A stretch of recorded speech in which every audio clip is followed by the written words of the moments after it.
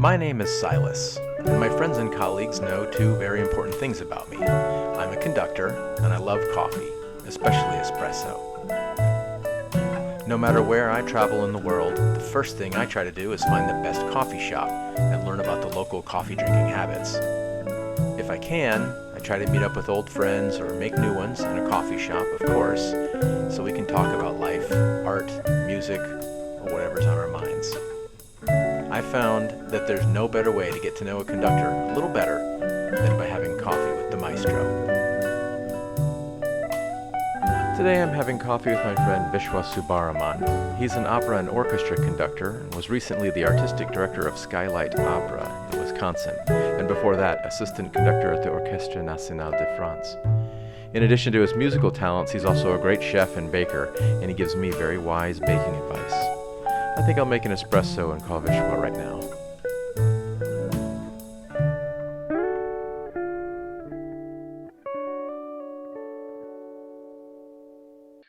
Good morning, Viswa. How are you?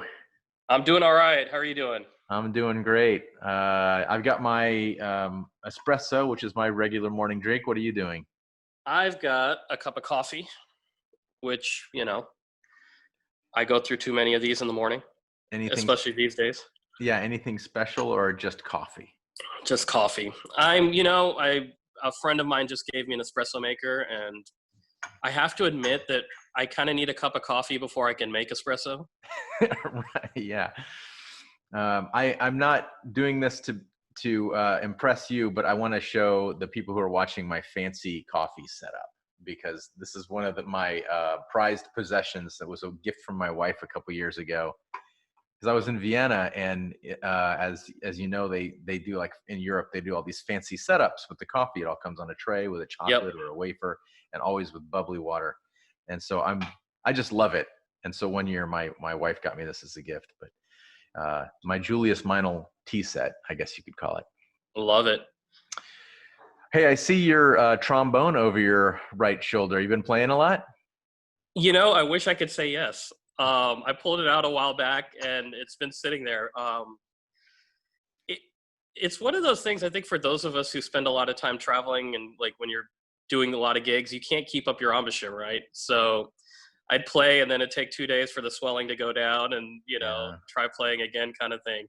But it is fun. It's fun. Every once in a while, I'll pick it up. It's nice to have out, because then if I'm just feeling stressed or whatever, I kind of pick it up and play some music, and then go back to other things. But I don't sound anything like I used to, which, if you ask anyone who heard me when I used to, I didn't sound anything all that worth paying for anyway.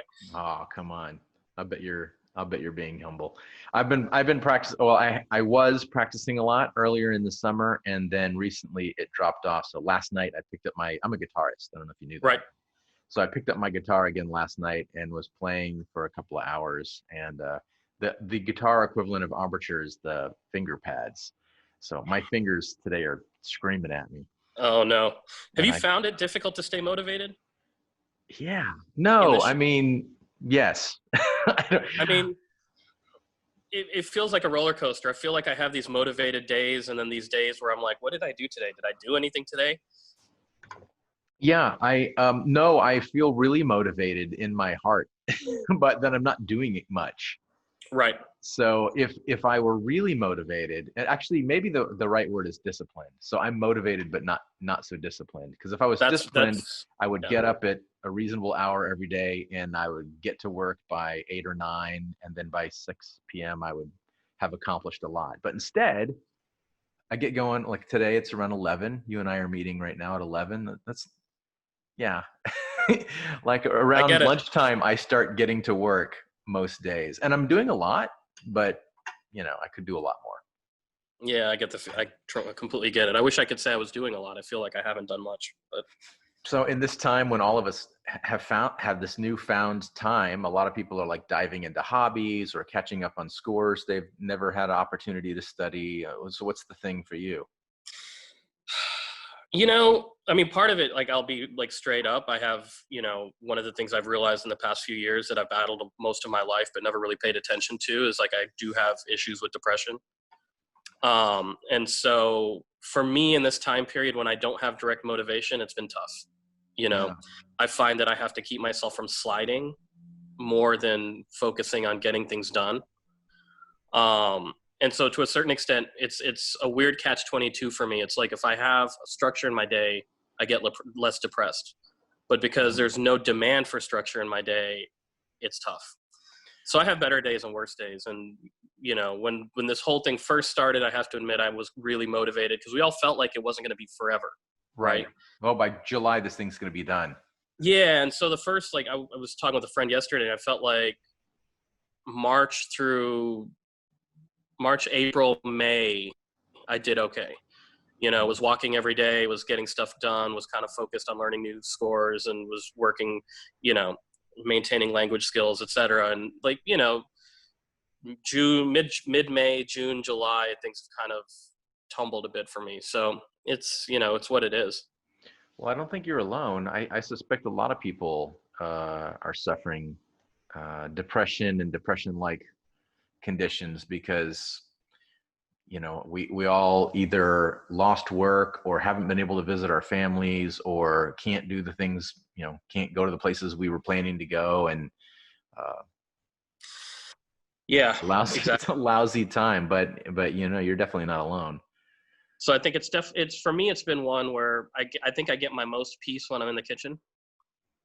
Yeah. Well, anyone who follows you on Facebook or Instagram knows that you're the maestro chef. And it was a silly hashtag a friend of mine came up with, and it's been there forever now. So yeah, I love it, and I'm inspired by it. I like to cook, but I have no training or real experience. I've gotten okay over the years, and as you know, I just recently took up baking, but it's always like a stab in the dark for me, and sometimes it succeeds and sometimes it doesn't. When it doesn't, I don't know why, so I don't know how to get better. But you've been refining your skills, though, I think. Well, it's, you know, it was always a hobby. I mean, I think, like, I don't know, like I think for a lot of people it started when I was, you know, in college, and I cooked to see if I could get dates. You know what I mean? Like it was really that simple. Did it work? And then, you know, 3 years living in France and realizing what food can be.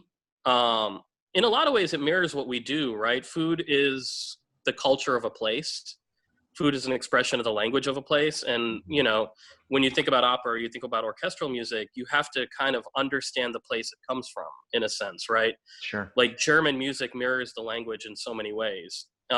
French music mirrors its language.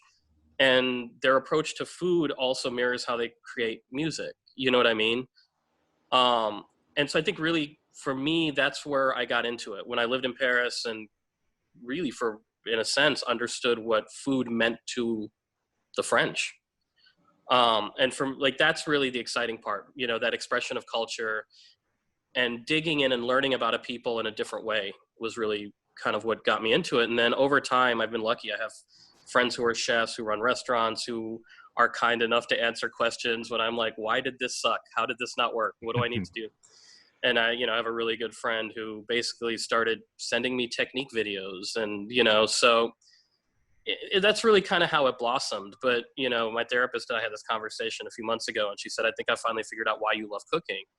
And she said, when you're home, you do all these grand, like, cooking expeditions. And she said, that's very much like conducting opera. You have to spend all this time preparing. Putting the mise en place together is like the rehearsal. And when you actually, like, turn the stove on, it's like the performance, right? Like now you're trying to create harmony in a skillet. Yeah, you know? Beautiful. You know, and from that perspective, I think she's right. I think that's why I find the expression so relaxing or so invigorating. I don't know, both at the same time. When I'm home, like when I'm on the road, we don't have the luxury of having great kitchens or whatnot and access to that. So there is something nice about when I'm home. It gives me the feel of being on the podium when I'm not. And I know you like to cook for other people, which is probably, it goes along with your analogy that it's not that fun to perform opera for yourself. It's more fun to perform for others. So I suspect you like cooking for other people, and I see on social media that you entertain guests a lot. Yeah, absolutely. I mean, there's something that shows you care in the way we perform and in the way we cook, right? Like, you know, it's an ultimate sharing of your soul, right? Like if you really cook because you want people to be smiling around a table, or you perform because you want people to feel gratified when they leave your performance, I mean, to a certain extent, like that's really fundamentally why we do it, right? It's not, none of us are going to be rivaling Jeff Bezos or Elon Musk anytime soon, right? We're doing it because there's this gratification that we can touch people's souls somehow, right? Yeah. And I think both of those things do that, and I think that's the other reason every culture kind of expresses itself through food. It's always funny, and you talk to any Indian person in your family, and the first question they're going to ask is, have you eaten? It's like, that's so part of our culture. Like, I'll call like an aunt in India and it'll be midnight and she'll say, oh, have you eaten? What'd you eat today? Right? Like, there's that kind of expression of caring, right? And we do that when we perform.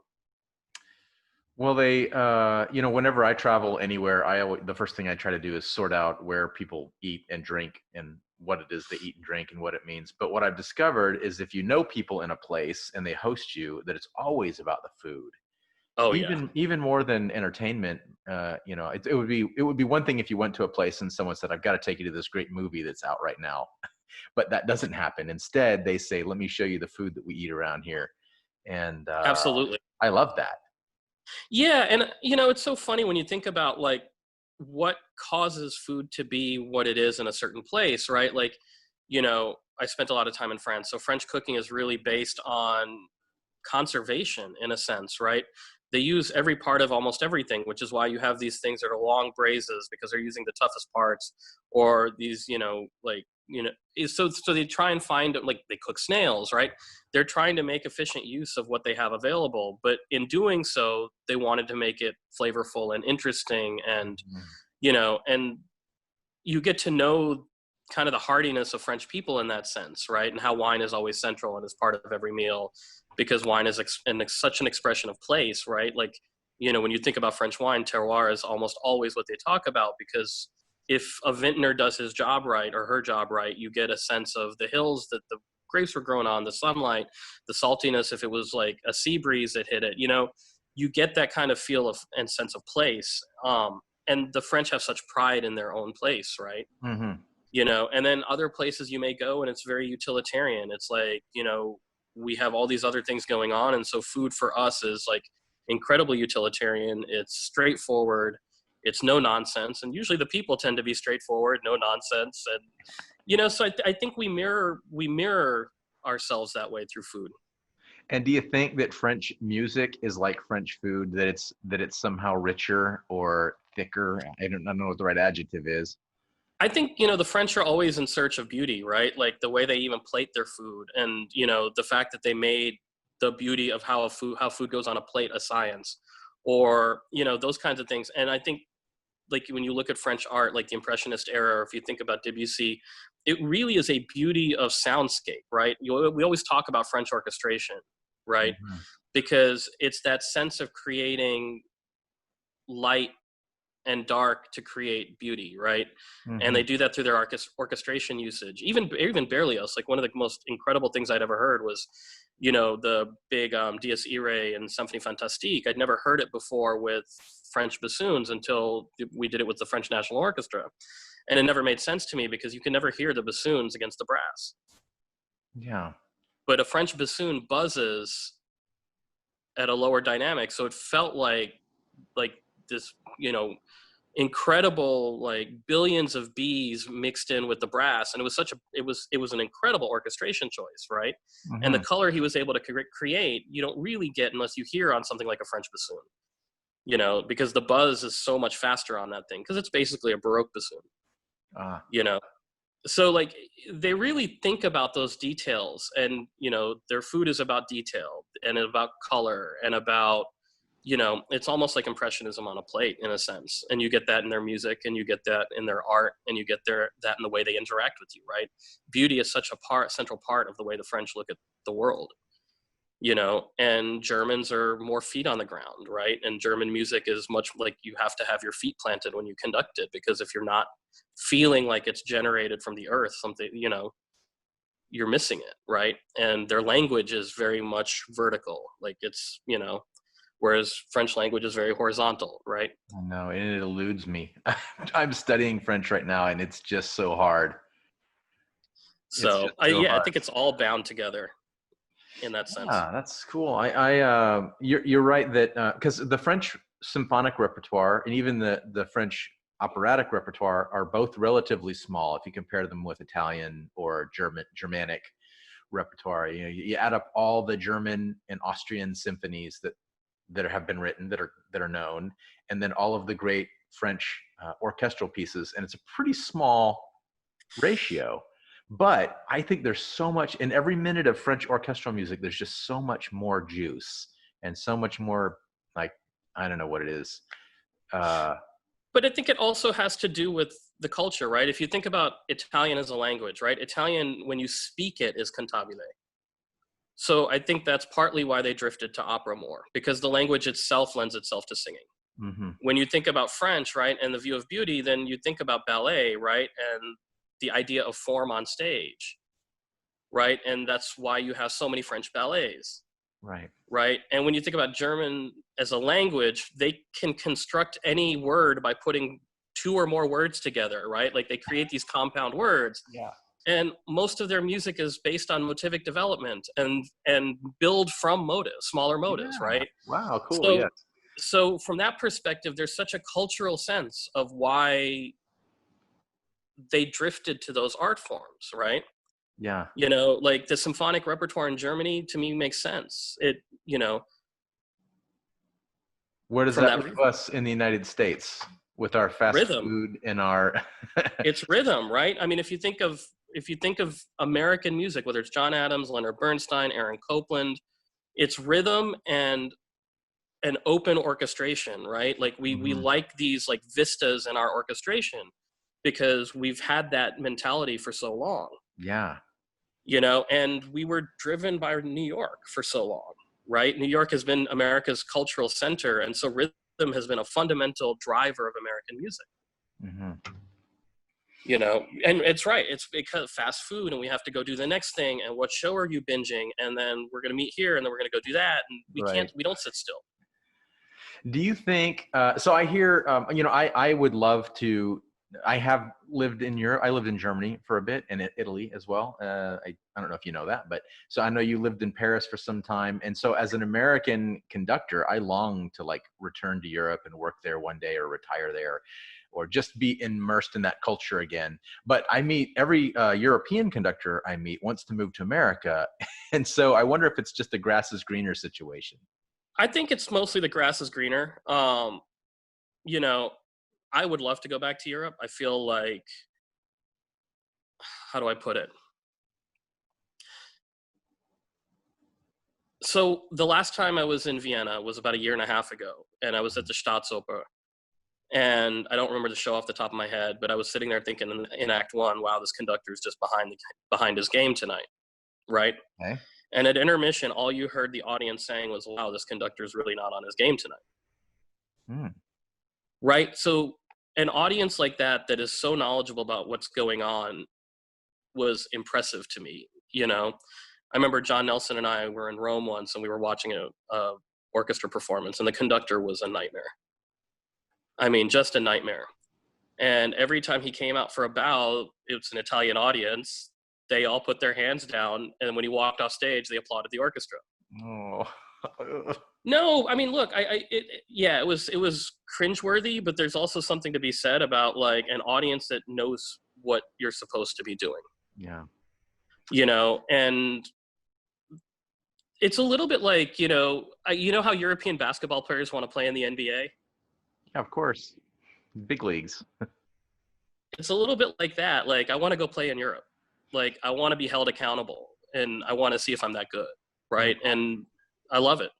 When I was, it was sort of post-masters, but I was a much younger graduate student when I lived in Germany. And so I met a bunch of people in their early 20s and I met a lot of musicians, but I also met a lot of non-musicians. But I was always kind of impressed with the non-musicians because I never had to explain what I do. And as soon as someone found out I was a conductor or a musician, then immediately the conversation would go into something really interesting and not like not like a surface level conversation like I often have in the United States. And sometimes I'm talking with board members and subscribers, symphony subscribers, people who are fans of the art form, and they don't kind of know that much about it. They know what they like, and they know a couple of factoids here and there, and then that's it. But whereas your average 23-year-old kid, I say kid, but your average young adult in Europe kind of understands the orchestra. Maybe they don't like it, but they know it and they appreciate it. I remember being in a taxi in Vienna like 4 or 5 years ago, because I spent some time as an undergrad in Vienna, and my host family and I are still really close. And I'm in this taxi, and I was talking to the taxi driver who asked me what I did. And I was like, I'm a conductor, blah, blah, blah. And he's like, oh, you should go see the opera. You should see Traviata, but don't go on Wednesday. That soprano's not great. Go on Saturday. You should I'm like, where do you get that conversation? With a random taxi driver, you get it in Vienna, Crazy. And like, I'm a single guy. I've gone on dates. I've sat across from like countless women who look at me going, so is that really a job? Right. I thought all the conductors were dead. I've heard that before. Wait, you seem too young to be a conductor, right? Like, and you just sit there like, well, you seem too young to be a conductor, I'll take, because at least there's some semblance of knowledge, even if it's an old stereotype. Yeah. But, like literally, like, is that a job is a question. And I do think we get more societal recognition for being culture warriors in Europe than we do in the US. And I think it goes back to what you're saying. And, I'm also a little tired of the 2 standing ovations and we're good, right? Like that's the American kind of like everyone gets a standing ovation. It's 2 curtain calls and it's good. We're done. Everyone gets a standing ovation. Right. And also I've been to performances where you just sat there going, well, was not their day. Right. Like, and we all have those, all of us have those. Right.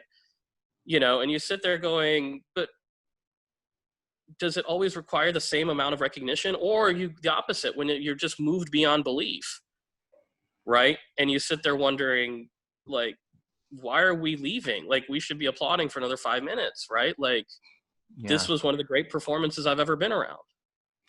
And do you feel like some of that, now I assume you're talking about in America, because my next question is, do you feel like America's superlative culture is contributing to that? Because in America, everything is awesome. It's great. It's the greatest ever, or it totally sucks. Nothing's just pretty good, or that was all right, or I've seen better. Everything is amazing, or it sucks. Yeah, I don't know. I mean, like all my French friends or all my friends in Europe laugh at me about that, right? Because that's my lingo too, right? Right, because we're Americans. Because we're Americans, like, that's right? Awesome. And what you actually mean is like, oh, okay. Well, but then like all my French friends would look at me going, there's something like exciting about being around someone who feels so positive about things, right? Like, so I don't know, the grass is greener in that sense too, right? I do think there's a sense of like,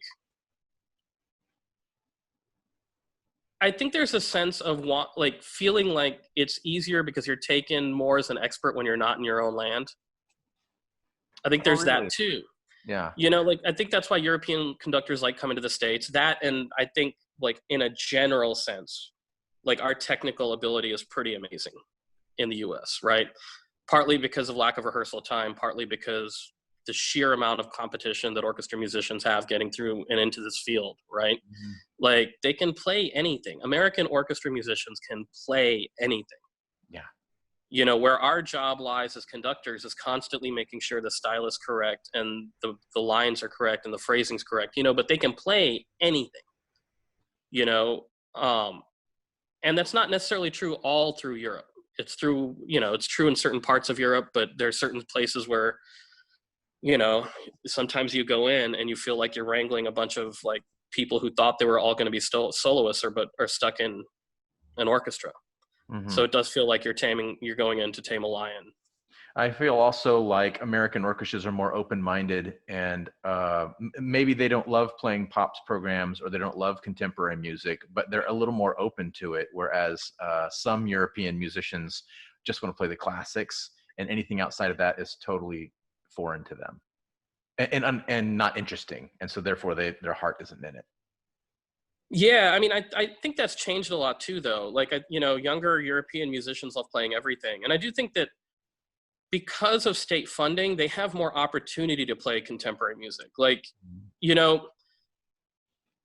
how do I put this? Because they're not beholden to filling the seats in the same way. I mean, they have to, right? They can't play to empty halls. But ironically, because they're not beholden to filling the seats, they can they can do more adventurous programming. Yeah. And because they've done more adventurous programming over the past 20 years, they fill the seats for adventurous programming, right? Because it's not a scary vocabulary because they do it often enough. Mm-hmm. Is that the secret for us in the States, is just simply doing it so that 20 years from now, it's not, oh my God, there's new music on the program? I think that's part of it, right? Because where we went wrong in the US, I don't know where it was where we went wrong, but where we got stuck is, in that postmodern era, we didn't hold our audience's hand through that atonal era, right? Like, it made sense as to why composers went there post-Holocaust, post-World War II, post the disenchantment with the beauty of humanity, right? Like, it makes sense as to why we went to something like that as a vocabulary. Yeah. But we didn't hold our audience's hand, right? We became snobbish about it, right? And to be fair, a lot of composers didn't want to write it and shouldn't have been writing it in the first place, right? They should have been writing in their own vocabularies, but we got pushed as a culture to think that that was the only type of music that was possible in that era. So we lost a lot of audiences to contemporary music. And then now that we have a very eclectic contemporary style, like, I don't think it's in any way, shape, or form daunting, right? Mm-hmm. When you think of like the really interesting American like Missy Mazzoli or David Little or, a lot of those composers are not scary, right? But that concept is still there because we never brought our audiences back. And we never kind of held their hand back into it. We did it saying it was required for us, and it should be. But we didn't do it in a way that made it feel like it was as normal as Mozart or Beethoven. Whereas in Europe, because they didn't have to worry about it, they did it. And, Pierre Boulez was a luminary in culture, not just in music. So it became kind of important for that to be part of it, And ironically, the French should perform Debussy more and Ravel more. That's one of the Achilles heels of like certain areas. Again, they don't perform enough of their own music, but they do a lot of contemporary French composers. Yeah. And I think that's a huge part of it. Plus, in general, music education is better. And as we were talking about earlier, like you said, you may have a 20-year-old who maybe doesn't like classical music, but at least knows something about it. Mm-hmm. Right. And so when you have that kind of general audience, it's going to be easier to program something that pushes their envelope. Right. We have an audience who we don't know their level of music literacy. And to a certain extent, we've also been programming a lot of dessert. When you're constantly just programming chocolate sundaes and brownies, like, it's hard to say, oh, by the way, now we're going to do this complicated molecular gastronomy thing using fish sauce, right? Like, right. Yeah, I guess so. Well, there's a lot to say about that. We could go like this for hours, but we're about out of time. So I'm going to think about everything you said, and then I might stop the recording now and then ask you a couple of baking questions. Sure. I think you've been seeing, I appreciate your kind words when I successfully made a baguette recently, but that's the only bread that I've made successfully. So I think I just got bread lucky. Just takes time. It just takes time, and it keeps, like, you just have to, the thing about bread is it's like, so much of it is developing the touch and feel. It's very much like conducting, right? Like, yes, if you push it too hard, it's not going to work. If you're not strong enough with it, it's not going to work. You have to find that balance. Oh man, that's exactly right. And I need a mentor in person, because I've read a lot and I've watched a lot of videos, and you can make bread that way. But every time I read something or hear somebody say on a camera on YouTube, for example, they'll say like, well, you need it until it's soft. Well, you can't feel soft when you're reading or watching a video. And so I never know how the bread should actually feel. And so it always comes out like edible and sometimes delicious, but it's not quite right. A friend of mine, when I first started baking 2 or 3 years ago, he was like, okay, look, the best thing about it is you can eat all your mistakes. Yeah, I have eaten all my mistakes. With the Some of them exception I of didn't one really time, like eating. that's been true, you know, like Yeah. I burned one loaf because I forgot I had it in the oven. But, you know, other than that, everything else has been pretty much edible. So Yeah. Well, all right, man. It's been great talking with you. absolutely. Our time is up, so I better say goodbye now. Thanks Sounds for great. joining me Thank for you. I coffee today. had fun. Absolutely. Yeah.